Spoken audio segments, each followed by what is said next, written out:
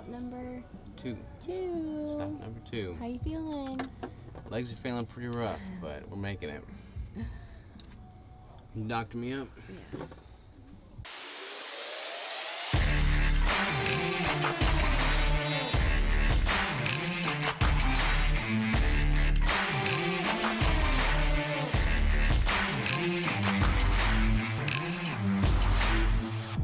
What is going on, y'all? Robert Sykes, Crystal Sykes, Rigel Sykes, and we are going to give you a little recap on the 50-mile march. So the 50-mile march happened.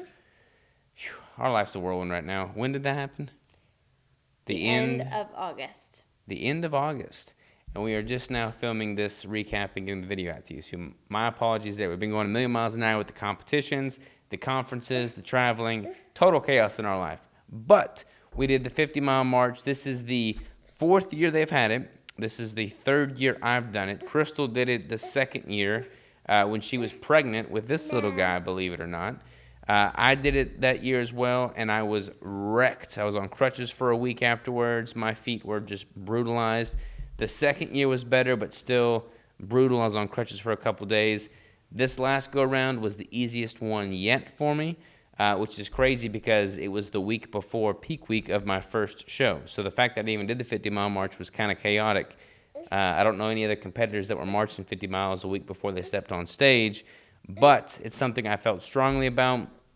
The 50-mile march is designed to raise awareness and attention for homeless veterans, displaced veterans that have served and are now living on the streets. They're depressed, they're financially unstable, and they need our help and support. The 50-mile march goes from Lincoln to Omaha or Omaha to Lincoln?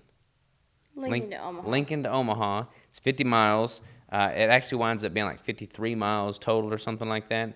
But we start at 5 p.m. on Saturday and go until 2 p.m. on Sunday. It's 22 hours, and that's designed to symbolize the 22 veterans that take their own life daily as a result of the depression they find themselves in.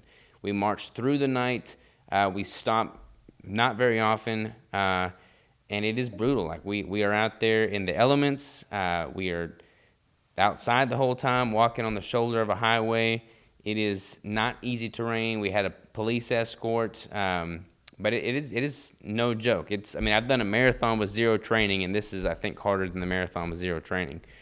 My feet certainly thought so as well. What's up, guys? We are waiting for Robert at the first stop of the 50-mile march. We are in the rig, so we got all of our stuff set up. Robert can come in here and chill out. It's about 80 degrees right now, so not too terribly bad. Hi. Oh, goodness gracious. Got a smudge on the thing now. But yeah, we're excited. We are so excited to see him at his first stop. They left at 5. They're supposed to be here at 8. It's about 7:15 right now, so we should be seeing them very soon. Woo! There's your daddy right there. Yeah, he's right there. Look at Dada. So it is, let's see, it is 5:30, and we have, Robert just left again. This is his 3rd stop. I didn't film anything. He's pretty much just like come in, taking off any like wet, sweaty clothes, putting new, fresh clothes on. He drank a cup of coffee this time. Just kind of like resetting, rebooting, laying down for a little bit, trying to get like a 15-minute nap in. But yeah, that's what's been going on. Rigel's sleeping, and I've slept about an hour. So we're on our way. We're about to leave for our next stop. This will be stop number 4, and then there's only one big one after that. There's another small, short stop that they take 2 miles before they hit the finish line. So I'm not going to meet them at that one. I'm just going to meet them at the finish line. So get 2 more stops, and then we'll be there. Less than 10 hours. Here we go. All right. How you feeling? What is this, stop 4? Something like that, yeah. 3rd to last stop. 38 miles in? 38 miles in. Feeling it. Yep. Feeling it. Theragunning himself, drinking a cup of coffee. It's pretty cool over here. I'm going to show you guys what they got going on. So they have the fire truck with the flag. Hey, there's Jay Shane. The Keto Road. Keto Road. Rigel, can you see the Keto Road? So they got the flag, fire truck, got everything else set up over there.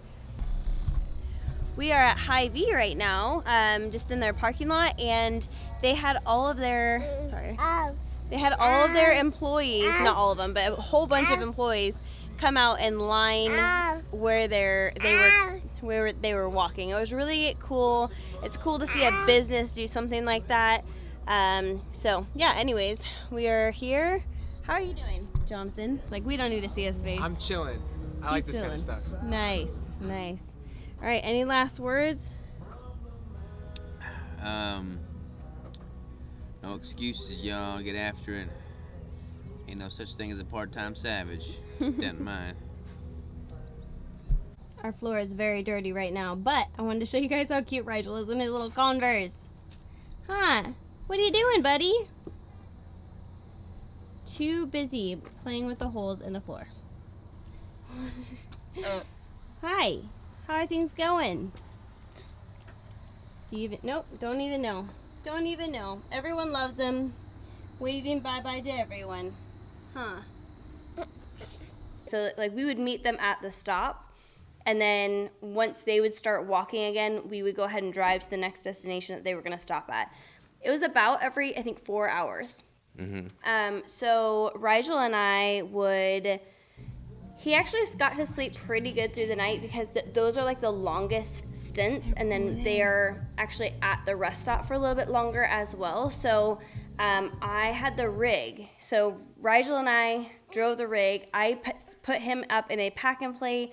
He slept for several hours, and then Robert came, got him all set up, and then he would take off, and then it took about probably an hour for everyone to hook up again.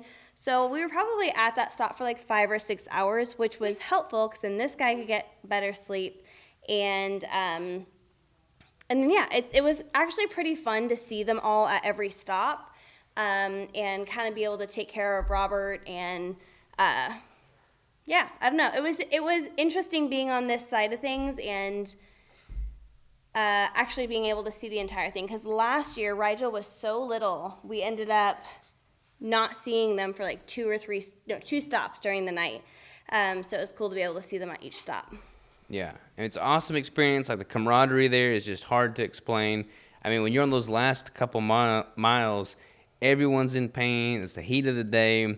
Everyone's feet are just torn up, blisters, blood, and we just got to keep marching. But when you crest that last hill and you have hundreds of veterans and families of veterans and active service members there ready to greet you, all with American flags, with like the national anthem playing, like, there's a lot of chaos in the world right now. There's a lot of chaos in America right now, a lot of civil unrest and strife.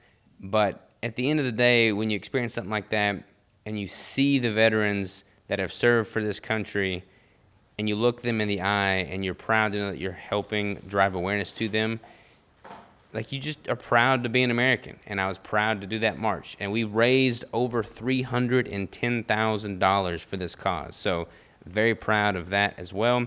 Again, this is the 50-mile march. I think it's 50milemarch.org. You can register if you want to become a participant next year.